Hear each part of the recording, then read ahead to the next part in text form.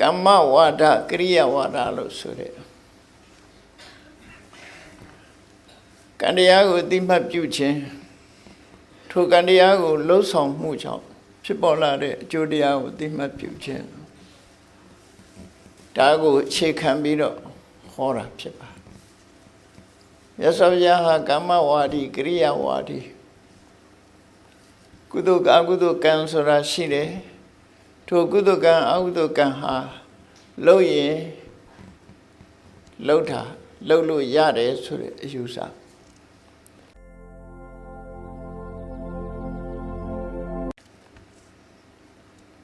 Di warane sanjinire yusari le yasavya mapwingire.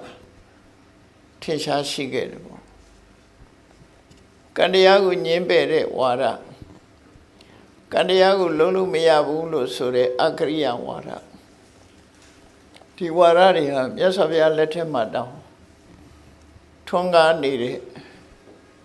Ayu wara ripsit. Usambiro hojare bukuaro. Kriya wara go tika usam hojare bukua. Purana kadava lo sure. Kaisaya jitu website. Tua Kandiyago nyembere to kandiyaha luri tini delu lolo yare yamhopu kansora mshivu lolo yare yalem hopu nati papata agamo chudiyago le nyembere Nati ponya da agamo kudu audu sura mashivu mashidi dwajang to kudu audu kanoye achu sura le mashivu lo nyembere wara o hojara be phit takha megni goda la le be dilo wara khasen ne hore krodo na kriyeti papa Duriya kangu long dire lo agudu kan long de lo thini me lo long lo mya ba bu kudu kan long dire lo thini me long lo mya ba bu so le adhika aphin kankan yi ju ko nyin pe de wara ri ko chhe khan pi ro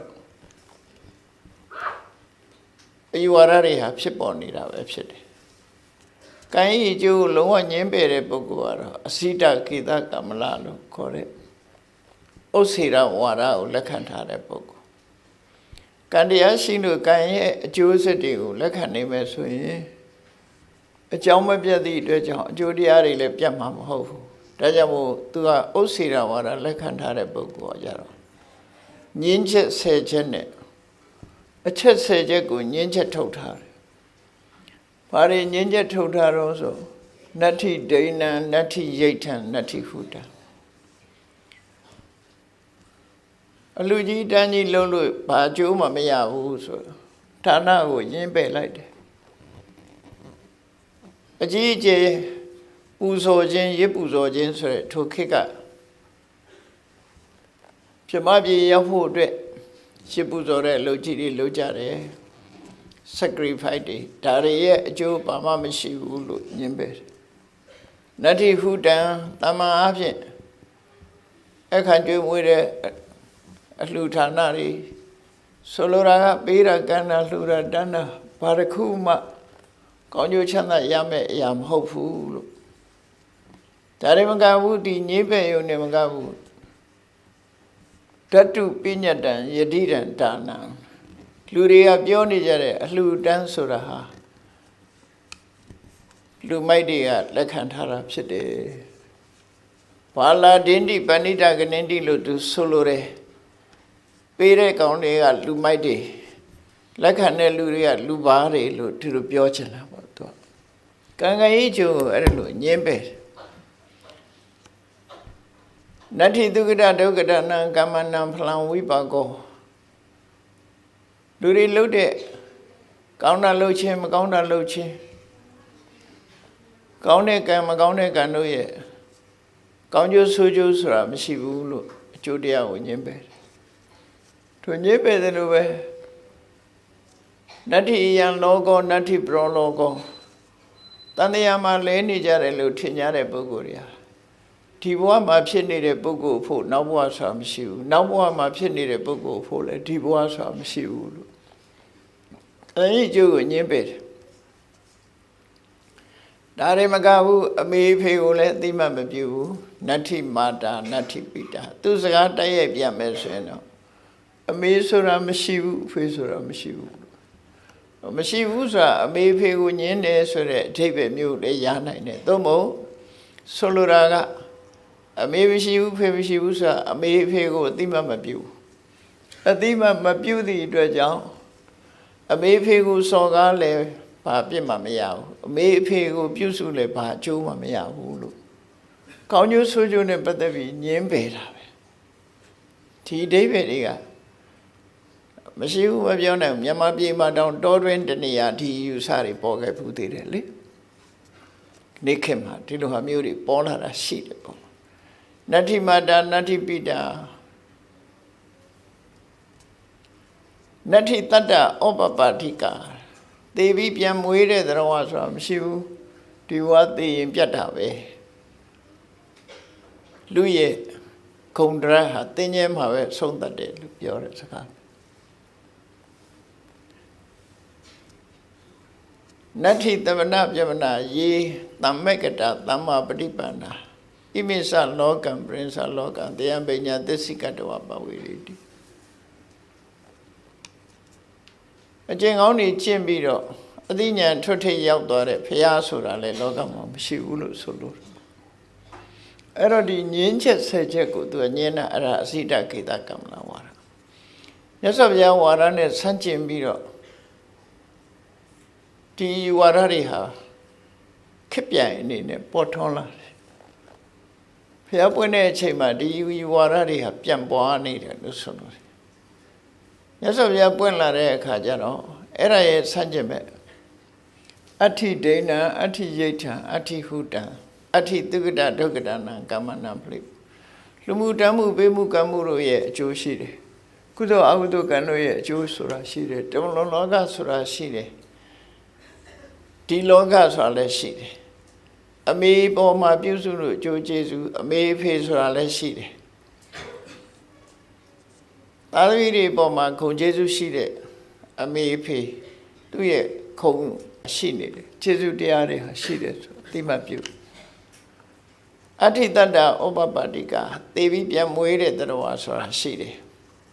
လောကမှာအမှန်တရားကိုထုတ်ဖို့ဟောကြားနိုင်တယ်ဘုရားဆိုတာရှိတယ်လို့ပြန်ပြီးတော့ငြင်းချက်ထုတ်တဲ့သမ္မာဒိဋ္ဌိလို့ခေါ်တဲ့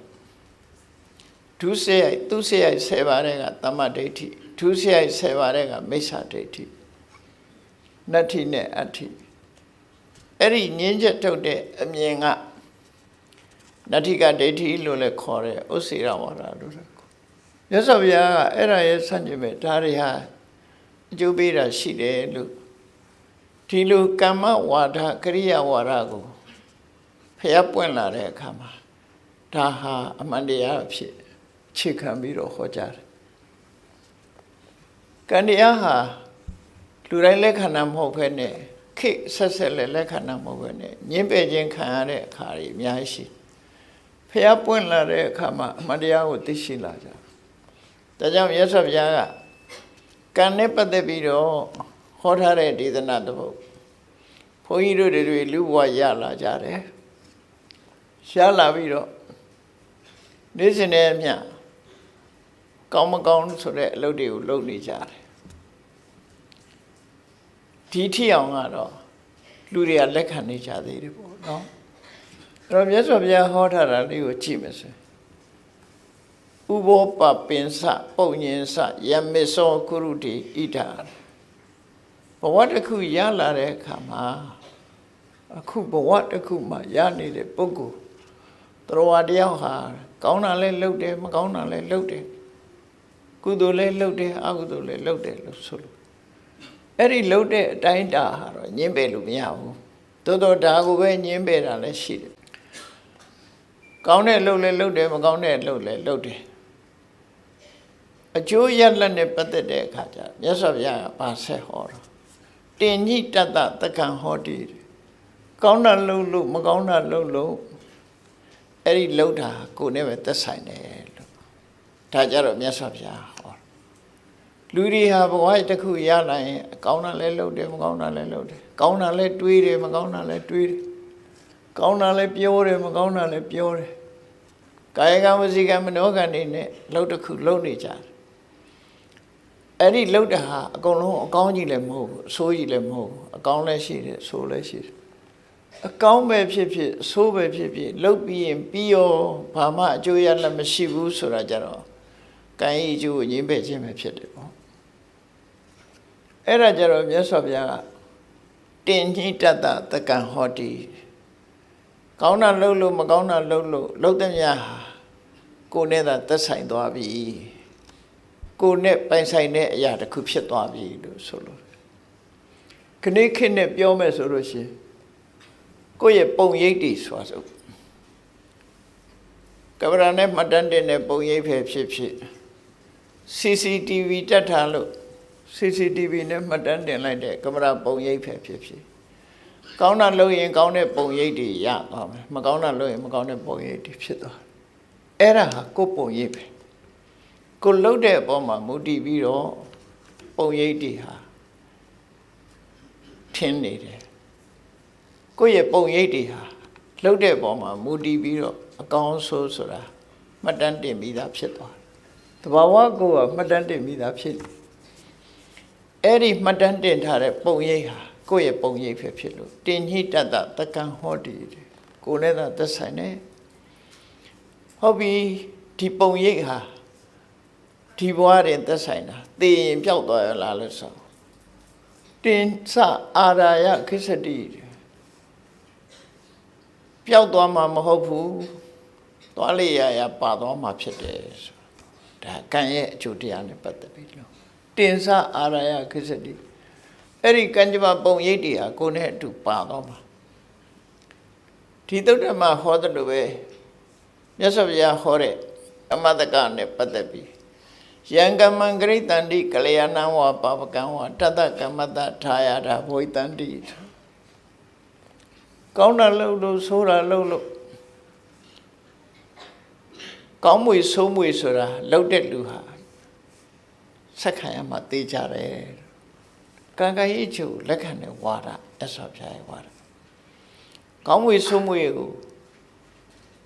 လက်ခံရမယ်ဆိုတဲ့ဟာအဓိပ္ပာယ်ကကောင်းတာလုပ်ရင်ကောင်းကျိုးရမယ်မကောင်းတာလုပ်ရင်မကောင်းကျိုးရမယ်ဆိုတဲ့ဟာကိုဆိုလို့ဒီစကားမျိုးကတခြားဝါဒမှာလည်းပဲခက်ဆင်နေနေတော့ရှိဒါသူတော်ကောင်းတွေရဲ့လက်စကလေးကျမ်းနေတာလည်းဖြစ်နေဘာလို့ဆို we reap what we sow ကိုယ်စိုက်ပျိုးတာကိုယ်ရိတ်သိမ်းရတယ်ဆိုစကားနော် we reap what we sow ဒါကံရဲ့ကိုလှုပ်တာကိုရတယ်ဆိုရသဗျာဟောတယ်စကားနဲ့တတ်တူတင်စအာရာယခိစ္စတိတင်စတအနုကံဟောတိအဲ့တော့ကံကြမ္မာပုံရိပ်တွေဟာကိုယ့်ရင်ထဲနှလုံးထဲမှာထင်ဟပ်သွားတဲ့ကံကြမ္မာပုံရိပ်တွေကိုငြင်းကွယ်လို့မရတော့ဘူး CCTV မှာပေါ်နေတဲ့ပုံရိပ်တွေကိုငြင်းပယ်လို့ရမှာမဟုတ်ဘူးအဲ့ဒါမှနီးမျိုးမျိုးနဲ့ဖြတ်လို့ရှောင်ရင်ရှောင်လို့ရအောင်မယ်တဘာဝကနေကံကြမ္မာပုံရိပ်တွေထင်သွားတာတော့ညင်းချက်ထုတ်လို့မရဘူးလို့ဆိုလို့တယ်တင်စအာရာယခိစ္စတိဘဝတန်တရားမှာပါသွားပြီအဲ့ဒီကံကြမ္မာပုံရိပ်တွေကကိုယ်နောက်မှာအရေးတဖွဲ့လိုက်နေမှာပဲဖြစ်တယ်ဒါကြောင့်မို့ဘယ်ပြေးပြေးကံကြမ္မာရဲ့အကျိုးဆရာလွတ်နိုင်ကြအကြောင်းမရှိဘူးဘာကြောင့်မလွတ်တာတော့ဆိုကိုယ်နဲ့အတူပါနေလို့စဉ်းစားကြည့်နေလူရဲ့အရေးဟာအလင်းအောင်နဲ့ထွက်ရင်ကိုယ်ကပြေးကျင်တော့ပြေးအရေးကလည်းကိုယ်နဲ့အတူရှိနေမှာပဲဒီအရေးလွတ်အောင်ငါပြေးမယ်ဆိုလို့ပြေးလို့မှမရတာအဲ့ဒါလိုပဲလူတွေရဲ့ကောင်းဆိုးပုံရိပ်တွေဟာရှင်တဲ့နှလုံးထဲမှာမှတ်တမ်းတင်မိသားဖြစ်နေတယ်မှတ်တမ်းတင်မိသားဖြစ်သည့်အတွက်ကြောင့်ဘဝတန်တရားသွားကြတဲ့အခါမှာဒီပုံရိပ်တွေကဘလို့ပေါ်လာတယ်လဲမြတ်စွာဘုရားဟောထားတဲ့သုလကမ္မဝိဘင်္ဂသုတ်တံအရဆိုရင်ဘာပြောမလဲအသက်တိုတဲ့လူအသက်ရှည်တဲ့လူဘဝတစ်ခုရလာပြီဆိုရင် အသက်ရှည်ခြင်းနဲ့အသက်တူခြင်းကွဲပြားလာရုပ်ဆင်းအင်္ဂါလှမလှကွဲပြားလာတယ်အသိဉာဏ်ရှိမရှိကွဲပြားလာတယ်အဲ့ဒီကွဲပြားခြားနားတဲ့ခြားနားချက်တွေဟာဘဝတန်တရားမှာကိုလုံးခဲ့တဲ့ပုံရိပ်တွေလာထင်ဟပ်နေခြင်းပဲဖြစ်တယ်ဒါကြောင့်မို့ညင်းကွယ်လို့မရဘူးလို့ပုဂ္ဂိုလ်ကိုတန်ဖိုးထားတယ်မျက်နှိုးတယ်လို့ဆိုလို့ရှိရင်တဲ့နတ်နတ်ဘာပေနတ်တန်ယူစေမကောင်းတဲ့ပုံရိပ်တွေနဲ့မရှင်တွဲမိစေနဲ့လို့သူဆိုတယ်မကောင်းတဲ့ပုံရိပ်တွေကိုမှမထင်စေနဲ့ဒါကိုလုံးလို့ရတဲ့အရာတစ်ခုပဲဘာကြောင့်လို့ဆိုတော့နာဟိတံသုလဗံဟောတိဒုက္ခံဒုက္ကတကာရိနာမြတ်စွာဘုရားအကြောင်းပြပုံနဲ့မကောင်းတာလုပ်ပြီးကောင်းကျိုးချမ်းသာရဖို့ဆိုတာလွယ်တဲ့အလုပ်ပဲမဖြစ်နိုင်တဲ့အလုပ်လို့ဆိုလို့တယ်ပေါ့နော်လှုပ်တာမကောင်းတာလုပ်တယ်မကောင်းတာလုပ်ပြီးကောင်းကျိုးချမ်းသာကိုရချင်နေတယ်ဆိုမဖြစ်နိုင်ဘူးတရားနော်မကောင်းတာလုပ်ရင်မကောင်းကျိုးပဲရမှာပဲကောင်းတာလုပ်မှကောင်းကျိုးရမယ်ဆိုဒီကံကြမ္မာရဲ့သဘာဝကိုမြတ်စွာဘုရားဟောတာတတိပေးပြီးတော့တတ္တမကရေယကလျာဏနိစ္စယံတံပရာယိကဒါကြောင့်ကောင်းကျိုးချမ်းသာကိုဖြစ်ပွားစေတဲ့ကုသိုလ်တရားကိုကြိုးစားလုပ်ဖို့ဆိုပြီးတိုက်တွန်းတာအဲ့ဒါကမ္မဝါဒကရိယာဝါဒကံကံဤကျိုးလက်ခံတာဘုရားဘာသာဖြစ်ဖို့လဲအခြေခံအပြင်ကံကံဤကျိုးကိုလက်ခံတဲ့ကမ္မတက္ကတာတမ္မာဒိဋ္ဌိဆိုတာရှိဖို့လိုတယ်ပေါ့ကံကံဤကျိုးကိုငြင်းပယ်ရင်ဘုရားဘာသာဖြစ်ဖို့တော့မရှိဘူးမြတ်စွာဘုရားရဲ့ဝါဒကကံတရားကိုအခြေခံပြီးတော့ဟောပြောတဲ့ဝါဒဖြစ်တယ်ဆိုအဲ့လိုကံကံဤအကျိုးလက်ခံခြင်းနဲ့မခံခြင်းဟာဘာကွာသလဲစဉ်းစားကြည့်လိုက်ကံကံဤအကျိုးလက်ခံတဲ့လူရဲ့အတွေ့အထဲမှာပါရတာအေးမကောင်းတာလုပ်ရင်ငါမကောင်းတာဖြစ်မှာမကောင်းကျိုးခံရလိမ့်ကောင်းတာလုပ်မှကောင်းကျိုးရတယ်ဆိုလူတော်လူကောင်းဖြစ်ဖို့လမ်းကြောင်းကပွင့်နေတယ်အဲ့ဒါစဉ်းစားမလို့သူဒီတိုင်းနေမှာမဟုတ်ဘူးကောင်းတာလုပ်ရင်ကောင်းကျိုးရမယ်လို့စဉ်းစားတဲ့အခါလူဆိုတာကောင်းကျိုးရခြင်းတယ်မကောင်းကျိုးမလိုချင်ဘူးသူမှအဲ့တော့မကောင်းတာတွေလုပ်နေရင်ငါမကောင်းကျိုးရလိမ့်မယ်ကောင်းတာတွေကိုလုပ်မှကောင်းကျိုးရလိမ့်မယ်ဆိုတဲ့ခံယူချက်မှန်ကန်တဲ့လမ်းပေါ်ကိုရောက်သွားနိုင်တယ်ပေါ့ကတ္တသမ္မာဒိဋ္ဌိဟာဒီလိုဆိုလို့အဲ့လိုကံကံဤအကျိုးလက်ခံသိမြင်တဲ့ကမ္မတက္ကတာသမ္မာဒိဋ္ဌိမရှိဘူးကံကိုလည်းညှင်းပယ်တယ်ကံဤအကျိုးကိုလည်းညှင်းပယ်တယ်ဆိုတဲ့ပုဂ္ဂိုလ်ဟာသူ့ဖို့မှာကောင်းတာလုပ်လည်းမထူးမကောင်းတာလုပ်လည်းမထူးဘူးဆိုတော့သူလုပ်ချင်လုပ်လမ်းကြောင်းကအဲ့တိုင်းဖြစ်နေတယ်သူလုပ်ချင်လုပ်မှရွေးချယ်မှာမဟုတ်သူဘာနဲ့ရွေးချယ်တော့ဆိုလို့ရှိရင်သူကြိုက်တာနဲ့ရွေးချယ်မှာ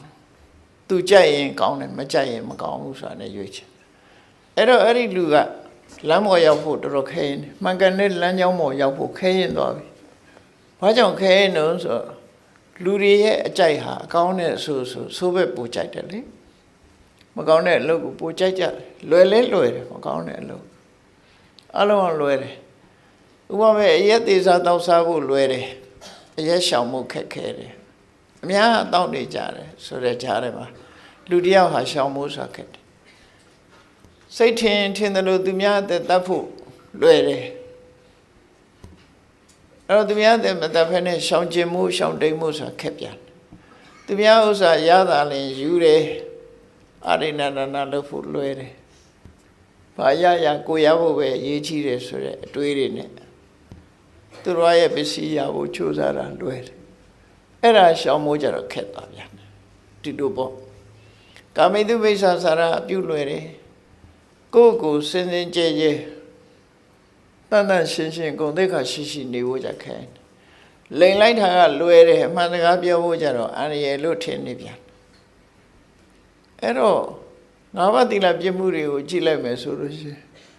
ရှောင်ကျင်တာကခက်ပြီးတော့မရှောင်မင်းနဲ့လှုပ်တာကလွယ်ရနေတယ်ကိုယ်ပါဝင်ချက်အဲ့ဒါကြောင့်မို့လို့ကံကံရဲ့ကျိုးကိုငြင်းပယ်တယ်ဆိုတဲ့ပုဂ္ဂိုလ်တွေဟာမကောင်းတာလုပ်တဲ့လမ်းကြောင်းပေါ်အလိုလျောက်တက်ပြီးသားဖြစ်နေတယ်ပေါ့ဒါစဉ်းစားကြည့်ရမယ်ဟာ ဒါကြောင့်ဓမ္မပဒဒေသနာမှာလည်းပဲမြတ်စွာဘုရားရဲ့အဆုံးအမစကားတွေဟာဟောဒီကမ္မဝါဒကရိယာဝါဒကိုခြေခံပြီးတော့ဟောကြားဆုံးမတာဖြစ်တယ်လူတယောက်ကိုကျင့်တရားကောင်းမှုဆိုတဲ့နေရာမှာကမ္မတက္ကတာတမ္မာဒိဋ္ဌိရှိပြီဆိုတဲ့ကံကံရဲ့အကျိုး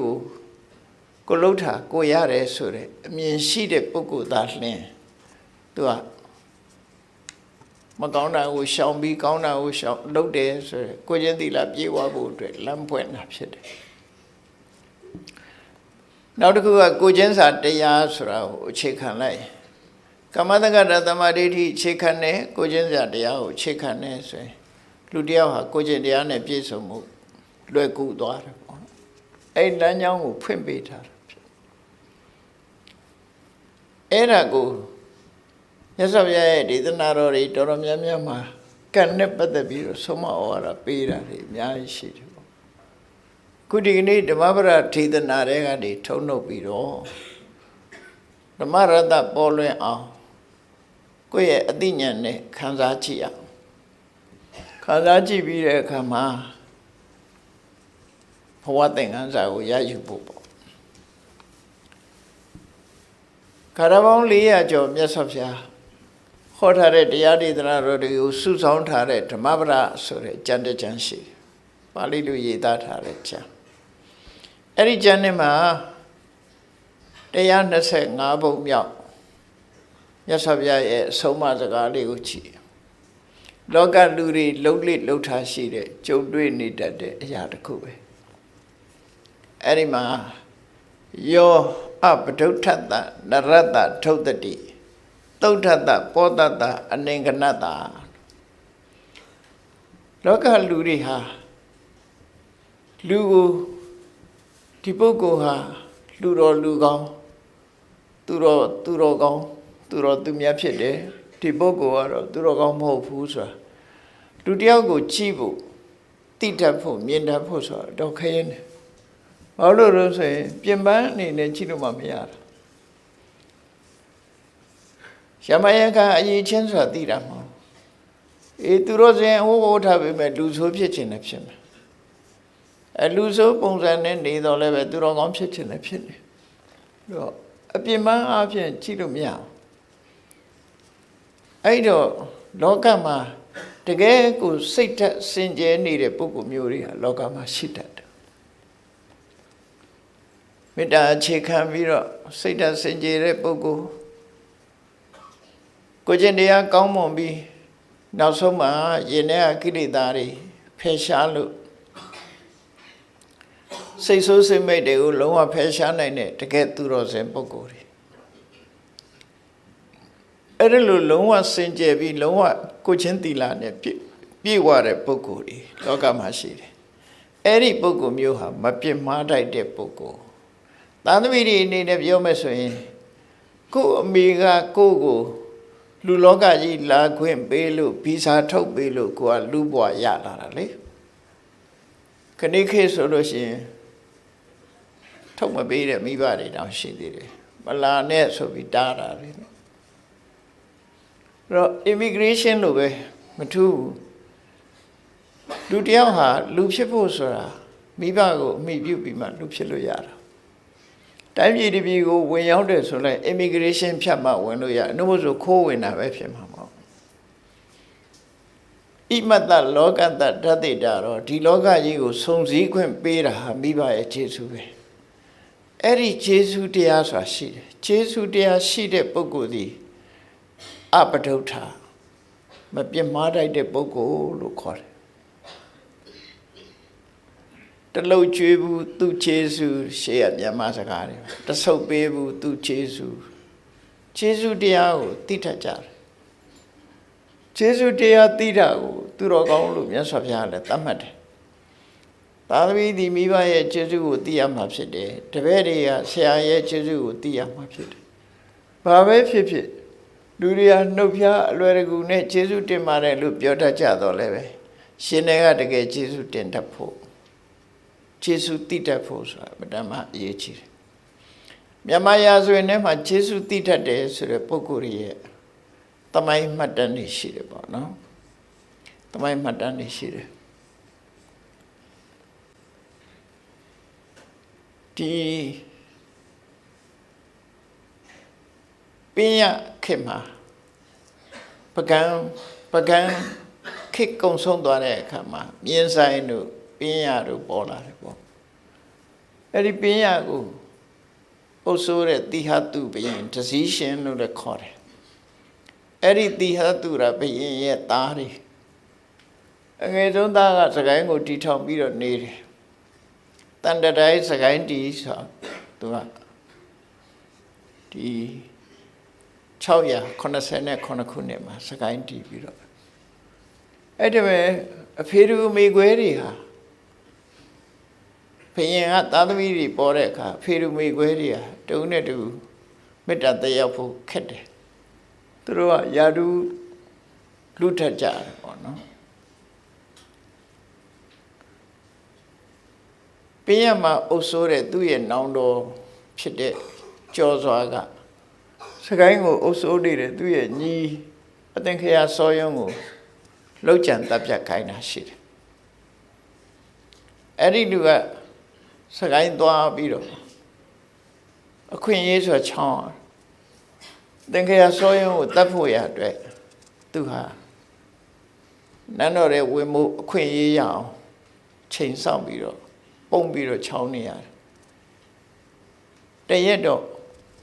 သူကအခွင့်ရလာတော့သင်္ခရစောယုံအိတ်တဲ့နန်းဆောင်ထီအောင်သူဝင်ရောက်သွားနိုင်တယ်ဝင်ရောက်တော့အဲ့ဒီနေ့မှာသင်္ခရစောယုံကင်တဲ့ဓာတ်နဲ့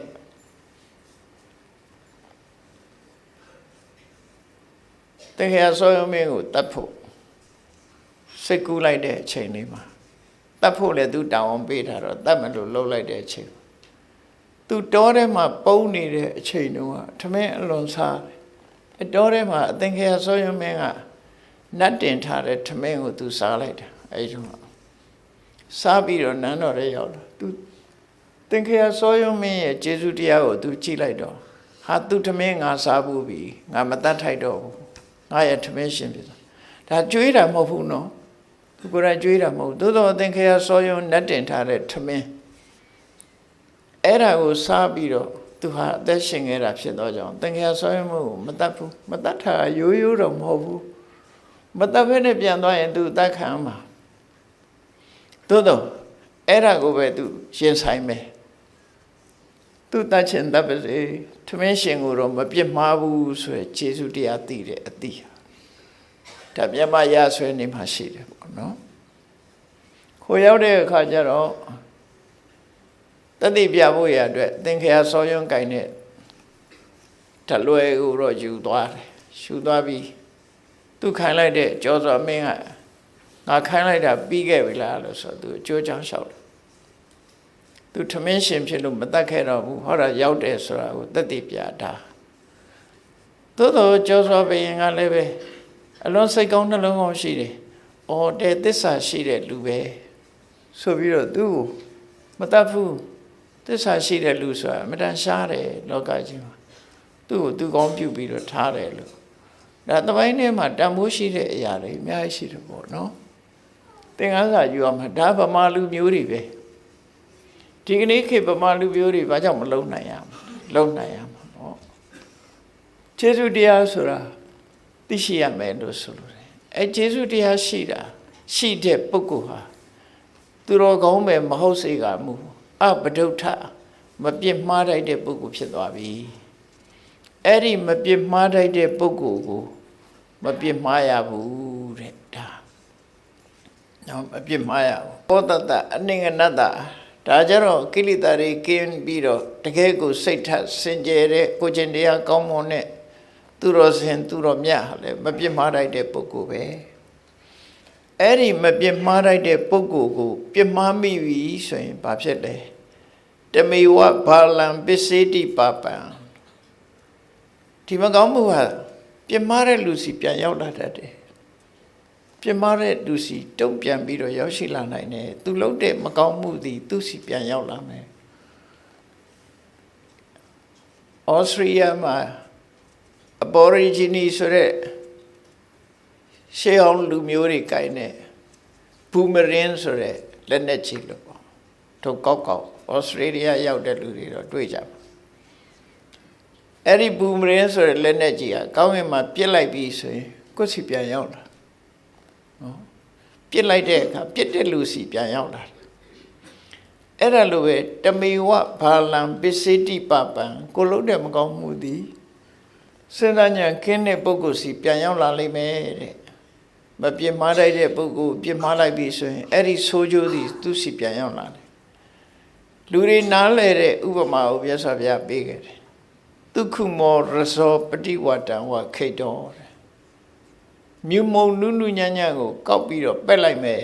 လေညာဘက်ကိုပက်လိုက်မယ်ဆိုရင်ဒီမြုံမုံကပက်တဲ့လူစီကုန်ပြန်ရောက်လာဖုံတွေကိုလေညာဘက်ကိုပက်လိုက်ရင်ပက်တဲ့လူစီဖုံတွေကပြန်ရောက်လာအဲ့ဒီလိုကိုလို့တာကိုစီမှာပြန်ရောက်လာတတ်တယ်မကောင်းမှုအကုသိုလ်တွေတုံ့ပြန်လာတယ်ဒါကံကံဤအကျိုးကိုအဓိကထားပြီးတော့ဟောတယ်ဇလန်းကြောင့်မို့လို့ဟောတဲ့သဘောလည်းပါတယ်ပေါ့နော်အဲ့ဒီဒါသီဝရီလေးမြတ်စွာဘုရားဟောကြားထားတဲ့ဟို message လို့ပဲခေါ်မြတ်စွာဘုရားရဲ့လူတွေကိုအတိပေးထားတဲ့အတိပေးတဲ့စကားအဲ့ဒီအတိပေးတဲ့စကားကိုမှတ်သားထားဖို့လိုတယ်ပေါ့မပြစ်မှားတတ်တဲ့ပုဂ္ဂိုလ်မပြစ်မှားရဘူးကိုယ်နဲ့မပတ်သက်တော့လည်းပဲရှင်တဲ့နှလုံးထဲမှာမကောင်းတဲ့အကုသိုလ်တွေကင်းစင်ပြီးတော့သူတော်စင်ပုဂ္ဂိုလ်မျိုးကိုလည်းမပြစ်မှားရဘူးပြစ်မှားလို့ရှိရင်ပြစ်မှားတဲ့အကုသိုလ်ကံဒီကိုယ်စီပြန်ရောက်တယ်လေညာဘက်ကိုဖုံနဲ့ကော်ပက်လိုက်လို့ရှိရင်အဲ့ဖုံဒီကိုယ်စီပြန်ရောက်တယ်အဲ့ဒါလို့ပြန်ကိုယ်စီပဲကိုယ်ပဲပြန်ခံရမယ်လို့ဆိုတဲ့ကံကြမ္မာရဲ့သဘာဝတရားရဲ့လုတ်သူထံပြန်လာတယ်ဆိုတဲ့သဘာဝတရားဒါကိုမြတ်စွာဘုရားဟောကြားဆုံးမလို့ရင်ဖြစ်တယ်ပေါ့အဲ့တော့မပြစ်မှားတတ်တဲ့ပုဂ္ဂိုလ်ဆိုဒီမှာခုနလိုထမိတ်တလို့စားဖို့ရင်လည်းမပြစ်မှားတတ်ဘူးတခြားအကြောင်းအရာတွေနဲ့လည်းမပြစ်မှားတတ်တဲ့ပုဂ္ဂိုလ်တွေရှိတယ်နောက်ဆုံးမှာကိုယ်ရန်သူပဲဖြစ်ဖြစ်ကိုကတပ်ဖြတ်ကျူးလွန်လိုက်မယ်ဆိုရင်သူရသွားတဲ့ဒုက္ခသည်ကိုယ်စီပြန်ရောက်လာတတ်တယ်အဲ့ဒီဒုက္ခမျိုးကိုယ်စီပြန်ရောက်လာတယ်ဒီလိုဆိုလို့ပေါ့နော်မပြစ်မှားလိုက်တဲ့ပုဂ္ဂိုလ်လို့ရင်တော့ခုချက်ချင်းမကြခင်တော့တွင်မှာပဲကိုယ်စီပြန်ရောက်လာတရိစ္ဆာန်တွေကိုဒီဖန်စီပြီးချီချိုးငှက်တွေကိုဖမ်းပြီးချီချိုးထားတယ်အတောင်တွေချိုးထားတယ်ဆိုတဲ့ပုဂ္ဂိုလ်တွေမသေးခင်မဲ့သူကချီချိုးလက်ချိုးနဲ့သေးရပြန်ဒီတဘဝတည်းပဲဒုက္ခပြန်ပြီးတော့ပေးတတ်တယ်ဆိုတဲ့ဇလန်းနေမှတ်တမ်းနေရှိတယ်ပေါ့နော်မကောင်းတဲ့အကုသိုလ်တွေကိုယ်စီပြန်ရောက်တယ်ဆိုတဲ့သဘောတရားကိုမြတ်စွာဘုရားသင်္ကန်းစာပေးတာဖြစ်သောကြောင့်ဘုန်းကြီးတို့တွေအနေနဲ့တို့တွေမပြစ်မှားတတ်တဲ့ပုဂ္ဂိုလ်ပြစ်မှားမိရင်အဲ့ဒီပြစ်မှားမိတဲ့အကုသိုလ်ကံကိုယ်ပဲပြန်ခံရမယ်ဆိုတာကိုကံကြမ္မာရဲ့သဘာဝကိုမှန်တိုင်းသိရှိနားလည်ပြီးမကောင်းမှုအကုသိုလ်ကရှောင်ကျဉ်ဖို့ဆိုတာအဓိကတို့တွေမှားယွင်းမှုမဖြစ်အောင်တို့တွေရှောင်ကျဉ်ကြမယ်ဆိုတဲ့အသိစိတ်လက်တွေ့ရှောင်ကျဉ်ခြင်းဆိုတဲ့ကျင့်သုံးမှုဟာအဓိကဒါကိုပဲဓမ္မနုဓမ္မပฏิပတ်တိလို့ခေါ်တယ်ဟောပြဆုံးမထားတဲ့အတိုင်းလိုက်နာကျင့်သုံးခြင်းဟာအဓိကကြတယ်ပထမတော့အကြောင်းအရာတစ်ခုကိုတတိနဲ့မှတ်သားတယ်ပညာဉာဏ်နဲ့ဆင်ခြင်သုံးသပ်ကြည့်တယ်ပြီးတဲ့အခါမှာလက်တွေ့ကျင့်သုံးတယ်မြတ်စွာဘုရားဟောတဲ့တရားတော်တွေအဲ့ဒါလိုအလေးနဲ့ထားပြီးဆင်ခြင်စဉ်းစားပြီးကိုယ်ဘဝမှာသင်ခန်းစာယူပြီးလက်တွေ့ကျင့်သုံးအောင်ဖြစ်တယ်ဒါကဓမ္မပဒမှာဖော်ပြထားတဲ့ဇလန်းလေးကတော့ဇလန်းလေးတစ်ခုကိုအကြောင်းပြုပြီးမြတ်စွာဘုရားဟောတာမကောင်းတဲ့စိတ်နဲ့လှုပ်ရင်ဒီဒုက္ခကိုယ်စီပြန်ရောက်တယ်ဆိုတာဘုရားလက်ထက်ကယဟန်တော်တော်ပါသူ့ဘာသူလမ်းသူသွားဆုံးခံသွားတာဆုံးခံသွားတာကိုတော်ထဲမှာတားကောင်ရှာဖွေဖို့သွားတဲ့မုတ်ဆိုးတယောက်နဲ့ပက်ပင်းမှတွေ့တယ်ပက်ပင်းမှတွေ့တော့ရဟန်းရဲ့အသင်ဆိုတာကဒီဝတ်တဲ့အဝတ်ကလည်းပဲရဟန်းရဲ့ဝတ်တဲ့အဝတ်တို့ဘာတတ်တဲ့ရဲ့ဟောချမဟောမှာလူတွေမှာလူတွေနဲ့ မတူတဲ့အဝတ်ကိုဝတ်ထားတာဆိုအထင်အမြင်ကလွဲရတယ်အထင်မြင်တွေကလွဲရတယ်ဒီမှာအခုယူဂန္ဒာနိုင်ငံမှာအာဖရိကယူဂန္ဒာနိုင်ငံသားဥစ္စေနဝဗမာပြည်မှာလာပြီးတော့ရဟန်းခံသွားပြီးတရားတွေပဲချင်းပြီးအခုယူဂန္ဒာနိုင်ငံမှာသာသနာပြုနေတဲ့ပုဂ္ဂိုလ်သူ့ဘက်ကဗုဒ္ဓရခိတလားသံဃာရခိတလားကောင်းတော့မှမဟုတ်တခါတွေ့ဘူးတယ်သူတို့စီမှာအခုဘုန်းကြီးတွေဝတ်တဲ့ပခုံးတစ်ဖက်ဖော်တဲ့အဝတ်ကြီးကိုဝတ်ပြီးတော့ထိတိုင်းသွားမယ်ဆိုလို့ရှိရင်သူတို့လူတွေကဘယ်လိုထင်တော့ဆို witch doctor လို့ထင်တယ် witch doctor ဆိုတာဘယောဂဆရာလူကိုပြုစားတတ်တဲ့မကောင်းတဲ့အတတ်တတ်တဲ့ပုဂ္ဂိုလ်လို့ဒီလိုထင်တယ် witch doctor လို့ထင်တယ်တဲ့အဲ့ဒါကြတော့ तू ဟိုရောက်တဲ့အခါဘယ်လိုနေရမလို့လို့ဘုန်းကြီးတို့မေးတော့မေမျိုးရဲရွာရဲသွားတဲ့အခါသင်္ကန်းယုံပြီးတော့သွားပေါ့လို့အဲ့ပခုံးကြီးဖော်ပြီးတော့မသွားနဲ့လို့အဲ့လိုသွားကိုနေရာလူမမြင်တဲ့နေရာမှာနေရင်တော့လေဒီလိုပဲနေပေါ့အဲ့တော့လူတွေရဲ့အတိုင်းဝိုင်းဆိုတာအသင်္တရံကိုကြည့်ပြီးတော့လည်းပဲလူဆိုးလူကောင်းလို့ထင်တာတွေရှိတယ်အမေရိကန်နိုင်ငံမှာရဲအိန္ဒိယနေရဲ့ကိုလိုနီနယ်ဆိုတာရှိတယ်အဲ့ရဲအိန္ဒိယနေရဲ့အယူဆပါတော့ဆိုကရုံးတုံးပြီးတော့အဲ့ဒီမသွားနဲ့ကရုံးနဲ့လာရင်လူဆိုးလို့ထင်တယ်ခုခေတ်ဆိုရင်တော့အဲ့ကရုံးတုံးနဲ့လူကများလာဘောလုံးသမားလည်းကရုံးနဲ့ဟိုလူဒီလူကလည်းကရုံးနဲ့ဖြစ်နေအဲ့သူတို့စီသွားလို့ရှိရင်ကရုံးတုံးဘာကြောင့်ဒါသိရတော့ဆိုအမေရိကန်မှာနေတော့ကဆရာဝန်တယောက်ကသင်္ကန်းဝတ်ဖို့ရှိတယ်သို့တော့သင်္ကန်းဝတ်ပြီးတော်တော်ရဟန်းခံပြီးတဲ့နောက်မှာလူကိုလဲပြီးသူခီးထွက်ရမယ့်နေရာအဲ့ဒီရက်အိန္ဒိယန်ကိုလိုနီဘက်ကိုခီးထွက်အသူပြောလို့ဒါသိကြရအဲ့ဒါနဲ့သူအဲ့ဒီသွားရင်ဂရုံးနဲ့ဖြစ်နေလို့ရှိရင်တဲ့သူ့ကိုလူဆိုးလို့ထင်မှာဆိုလို့အဲ့ဒီကပြန်လာမှာပဲဘုန်းကြီးတို့တော့မယ်ဆိုပြီးရက်ရွှေတာတွေ့ခဲ့တယ်အဲ့ဒါဒီအကြောင်းကိုသိရတယ်ပေါ့ဂရုံးနဲ့သွားလို့ရှိရင်သူရက်အိန္ဒိယန်တွေကလူဆိုးလို့သတ်မှတ်လိုက်မယ်အဲ့လူတွေရဲ့အတွေးအခေါ်အမြင်တွေတနေ့ထုံတန်းစင်တာတွေကကွဲပြားခြားနာတယ်ခုနကမုတ်ဆိုးကယဟန်ကိုတွေ့တဲ့အခါမှာလူယုံမာနဲ့တွေ့တယ်စက်တည်မရှိတဲ့လူတယောက်တွေ့တယ်ဆိုပြီးစိတ်ထဲမှာအဲ့ဒါလို့ပေါ်ပြီးတော့ရဲလေတနေ့ကုန်ရှာပါကောင်းမှမရခဲ့ဘူးအဲ့ဘာမှမရတော့ပြန်လာတဲ့အခါကျခုနယဟန်နဲ့လမ်းမှာဆုံညာရောထပ်ပြီးတော့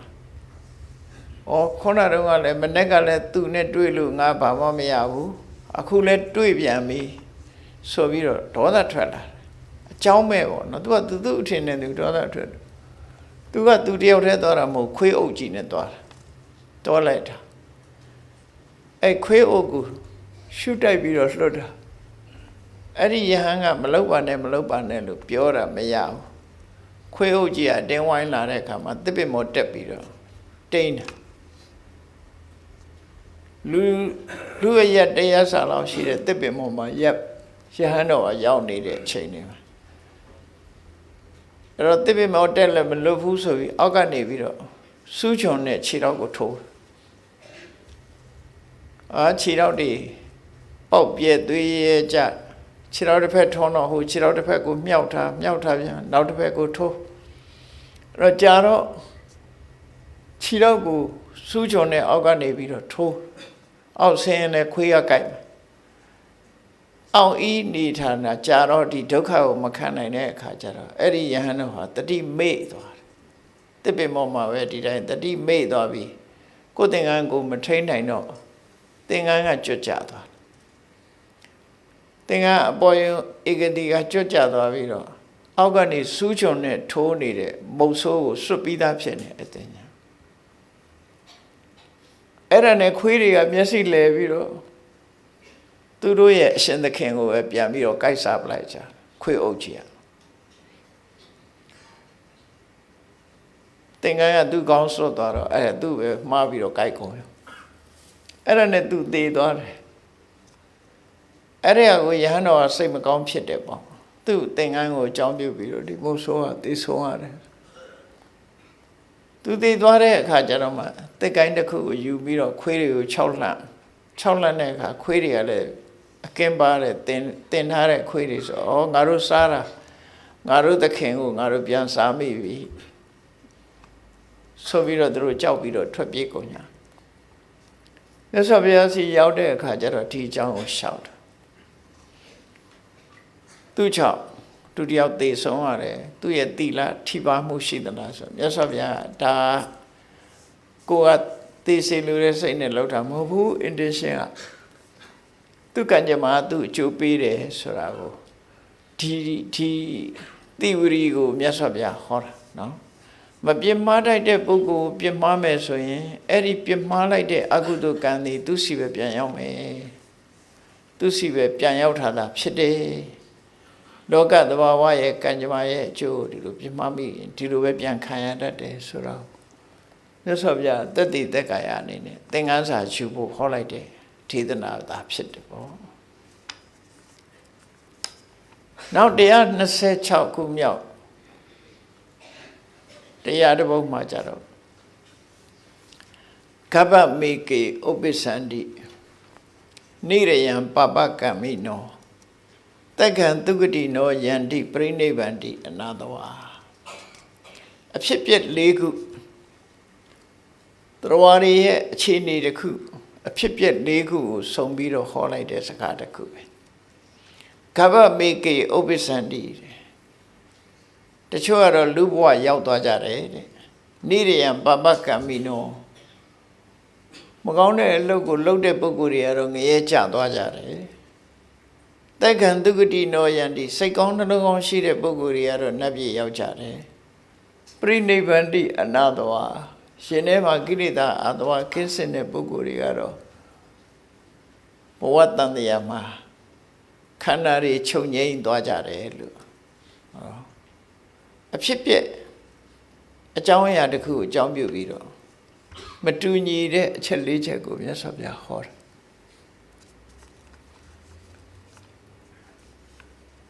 အဲ့တော့ဘာကြောင့်မတူညီတာတုံးဆိုတာကြတော့ဇလန်နဲ့ကြမှာတရားပေါ်တယ်ကပ္ပမေကေဥပ္ပစ္စန္တိတချို့ကတော့လူဘဝရှောက်သွားကြတယ်နိရယံပပကမ္မိရောမကောင်းတာလုပ်တဲ့လူကတော့ငရဲကျသွားတယ်တက္ကံသုဂတိနောယန္တိစိတ်ကောင်းနှလုံးကောင်းရှိတဲ့ပုဂ္ဂိုလ်တွေကတော့နတ်ပြည်ရောက်တယ်ရှင်ထဲမှာကိလေသာအတဝါမရှိတဲ့ပုဂ္ဂိုလ်တွေကတော့ခန္ဓာချုပ်ငြိမ်းပြီးအငြိမ့်တက်ရသွားကြတယ်ချုပ်ငြိမ်းမှုရသွားကြတယ်လို့ဒီဖြစ်ပျက်ကလည်းခြေကွဲเสียအဖြစ်ပြက်တစ်ခုပဲရဟန်းတော်တစ်ပါးဟာအိမ်တိမ်မိသားစုကနေ့စဉ်ဆုံးဝပြုလို့အဲ့ဒီအိမ်ကိုနေ့တိုင်းကြွတယ်ကြွပြီးတော့အိမ်မှာဆုံးဖုံးမေးလေးရှိတယ်ပေါ့နော်ဖြစ်ပျက်တစ်ခုကမမျှော်လင့်မိမယ်လို့ဖြစ်လာတတ်တယ်ပေါ့အဲ့ဒီအိမ်ကအမျိုးသားကဘာလုပ်တုံးဆိုရင်ကြောက်သွေးတဲ့အလုပ်တမိုးကြီးမားတဲ့ဗရမ ्या ယရနာတွေကိုသွေးတဲ့အလုပ်ကိုသူလုပ်တယ်သူလုပ်ငန်းကတရက်ကြတော့သူကလည်းနာမည်ကြီးဆိုတော့ဘယင်းစီကပို့လိုက်တဲ့ကြောက်ရိုင်းတုံးကလေးတတုံးအသေးလေးအဲ့ဒါကိုတေချာသွေးပေးဖို့ဘယင်းကနေအလုတ်အပ်လိုက်တယ်ပေါ့ခိုင်းလိုက်တယ်အဲ့ဒီအချိန်မှာသူကဘာလုပ်တုံးဆိုထမင်းဟန်းချက်ဖို့တားငါးတွေလှီးနေတယ်လက်မှလည်းသွေးစသွေးနာအညိနှံ့နေရှိတယ်ပေါ့နန်းတော်ကလာပြီးတော့ပစ္စည်းအပ်တဲ့အခါမှာအညိနှံ့မကင်းတဲ့လက်နဲ့ပရမ ्या လေးကိုလက်ခံလိုက်တယ်လက်ခံပြီးတော့အဲ့ဒီပရမ ्या တုံးလေးကိုဖေးနှံ့မှာခဏကလတ်လေးပေါ်မှာခဏချပြီးတော့လက်သွားဆေးတယ်အဲ့ဒီအိမ်မှာအဲ့ဒီရှေ့မှာရဟန်းတော်ကလည်းပဲဆုံးမကျက်သေးလို့ဆွမ်းစားမယ်အချိန်ဆွမ်းကျက်သည့်အထိအောင်စောင့်ဆိုင်ပြီးထိုင်နေတယ်သူ့လုံးနေတဲ့နေရာမှာအိမ်မှာမွေးထားတဲ့ဂျိုးကြငှက်တစ်ကောင်ကလည်းပဲအိမ်ပေါ်မှာရှောက်သွားတယ်အဲ့ဒီပြပြကဲလေးမြင်လိုက်တဲ့အခါကျတော့သွေးရဲရဲလို့အနီးလေးမြင်တယ် အညှိနှံ့ကလည်းရှိတော့ချိုးကြကအနာနာရောက်လာပြီအဲ့ဒီဗရမ ्या ကောက်မြုပ်လိုက်တယ်ဘယင်ကအထားတဲ့ဗရမ ्या ဆိုအမတမအရေးကြီးတာပျောက်သွားရင် तू မလွယ်ဘူးပြန်လာတဲ့အခါကျတော့ခုနလေးတင်ချပြီးလက်သွားဆေးနေတော့ဒီဗရမ ्या ပျောက်သွားတယ်ဆိုဒီနားမှာလည်းဘယ်သူမှမရှိဘူးဒီဖုန်းကြီးပဲရှိတယ်ဗရမ ्या ရှူသလားဆိုမယူပါဘူးပြောမယုံနိုင်ဘူးပေါ့သူအနေနဲ့ရဟန်းတော်ကတော့မြင်လိုက်တယ်ကြိုးကြငဲ့မြူသွားတာသူရှိမှမြင်လိုက်တယ်အဲ့တော့သူ့ကိုစစ်မေးတဲ့အခါကျတော့ငါမယူဘူးပဲပြောတယ်ကြိုးကြငဲ့ကလေးတွေကြိုးကြငဲ့ကနှုတ်သီးနဲ့ခြိပြီးမြူချလိုက်တာကိုမြင်တော့လည်းပဲအကယ်၍ကြိုးကြငဲ့ခြိတယ်လို့ဆိုရင်ကြိုးကြအသက်ခံအဲ့ရဟန်းတော်ကဒီသရဝါလေးပေါ်မှာတနာကျင်တာလို့မပြောဘူးအဲ့ဒါဟိုလူကစိတ်တွေဓာတ်တိုးလာတယ်ခေါင်းတွေပူထုလာတယ်ဘာလို့လဲဆိုဘယင်ကအတက်ဗရမ ्या လေအဲ့တော့ဒီဟန်းကိုမပေါ်ပေါ်အောင်မေးမယ်သူ့အမျိုးသမီးကိုသွားတိုင်မယ်တော့မလုပ်ပါနဲ့ဒီကနေ့မှဒီဘုန်းကြီးကဒီမှာဆွမ်းစားတာမဟုတ်ဘူးကြားလာပြီအိမ်မှာဒီလိုဟာမျိုးမရှိဘူးအထင်မလွဲနဲ့လို့ဆိုပြောတော့မရဘူးကျိုးနဲ့ခေါင်းချိပြီးတော့ရိုက်ပြီးစစ်တာပေါ့မပေါ်ပေါ်နော်ခေါင်းတွေပေါက်သွေးရဲတွေကြအဲ့ဒီအချိန်လေးမှာဘုန်းကြီးကိုနှိပ်စက်ပြီးတော့သွေးတဲ့တန်ရုပ်ဖြစ်အောင်လုပ်ပြီးတော့ကိုမခံမချင်းနှိပ်စက်တဲ့အခါခေါင်းကထွက်တဲ့သွေးတွေကြတော့သွေးညှိနှံ့တဲ့ခုနကဂျိုးကြကောင်လေးကရောက်လာပြီးတော့အဲ့ဒီသွေးကိုလာပြီးတော့တောက်ပြန်အဲ့ဒီအချိန်မှာစိတ်ဆိုးနေတော့ခြေတော်နဲ့ဂျိုးကြငှက်ကိုကံပလိုက်တယ်ကံပလိုက်တော့ချက်ကောင်းပြီးတော့ဂျိုးကြငှက်လေးကကြတဲ့နေရာမှာခါရဲအသက်ထွက်သွားအဲ့ဒီကြတော့မှသူ့အိမ်မှာနေတဲ့ယဟန်တော်ကနေပြီးတော့ချိုးကြငှက်ကလေးလှုပ်ရှားလှုပ်လှက်နဲ့တည်သွားတာတွေ့တဲ့အခါကျတော့တည်သွားပလားလို့မေးတော့သူကပြောလိုက်သေးတာဒီငှက်တည်တယ်လို့ကိုတော်လည်းတည်ရမယ်ဆိုပြီးတော့ပြောလိုက်တယ်အဲ့တည်သွားပြီဆိုတာကြတော့မှသူ့ကိုကျိုးနဲ့တုတ်ထားတာတွေဖြီးခိုင်းပြီးတော့ငါမြင်လိုက်တယ်တဲ့ဟောဒီမင်းရဲ့ဗရမ ्या ဂျိုးကြငှက်ကမျိုးချလိုက်တာငါတွေ့လိုက်တယ်သူ့ထဲမှာရှိတယ်အဲ့ဒါနဲ့အဲ့ဒီဂျိုးကြငှက်ကိုရှင်ခွဲပြီးတော့ကြည့်တဲ့အခါဗရမ ्या ရှာတွေ့တယ်အဲ့ကြတော့စိတ်ပူတာတစ်မျိုးဖြစ်သွားပြန်ပြောင်းလဲသွားပုံကြည့်ခုနတုန်းကတော့ဗရမ ्या ပြောက်လို့စိတ်ပူတာအခုကကျတော့ဗရမ ्या တွေ့တာတော့ဟုတ်ပြီအဲ့ဒီဘက်ကစိတ်ပူမှုကသူမတရားဘုန်းကြီးပေါ်မှာသူစော်ကားပြစ်မှားမိတဲ့အကုသိုလ်ပေါ်မှာစိတ်ပူသွားပြန်လူစိတ်စွာကြည့်အဲ့ဒီမှာစိတ်ပူတာတခါဖြစ်လာတယ်စိတ်ပူလို့မျိုးမျိုးတောင်းပန်ဝန်ချပြီးသူ့အိမ်မှာပဲဆွမ်းဖုံးမေးဖို့ပြောတော့ရဟန်းတော်ကဒါသူ့မှာအပြစ်မရှိပါဘူးတဲ့တခါကြီးမှာအပြစ်မရှိပါဘူးသူ့အနေနဲ့ဆွမ်းခံစားရမယ့်ဟာမစားဘဲနဲ့အိမ်ပေါ်မှာထိုင်ပြီးဆွမ်းစားမိတဲ့အပြစ်ပါလို့နောက်ထပ်ဆိုရင်တော့အိမ်ရိပ်တောင်မနှင်းတော့ပါဘူးဆိုပြီးတော့ရဟန်းတော်ကလည်းတမန်ပုဂ္ဂိုလ်မဟုတ်ဘူးတရားဓမ္မကျင့်သုံးနေတဲ့ယဟန္တာပုဂ္ဂိုလ်အဲ့ဒီမှာဒီတောက